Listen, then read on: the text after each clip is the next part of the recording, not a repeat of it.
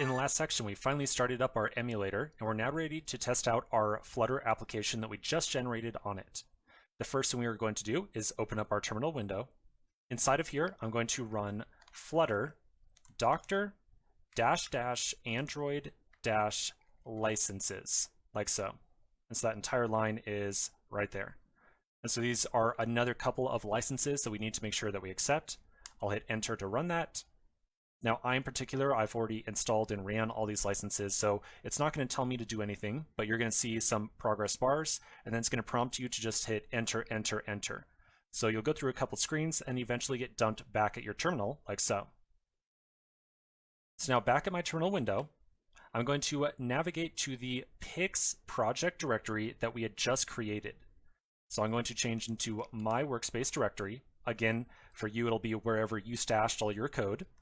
And then inside of here, I'll change into that Pix folder, like so. So now inside of here, to start up our project and run it on the Android emulator, we're going to run the command flutter run, like so. So after doing that, we'll see a little bit of warm up here.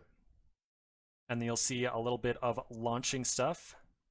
This is going to take about 30 seconds or so, so we'll take just a quick pause. I'll come back to the next section once everything has started up. In the last section, we executed the flutter run command, and I now see the application appearing on the screen of my emulator. So that's pretty much it for Android setup. Now again, if you want to also go through the iOS setup on macOS, then continue in the next section. Otherwise, you can skip over all the rest of the setup stuff and move on to the first application. So, a quick break, and we'll continue in just a moment.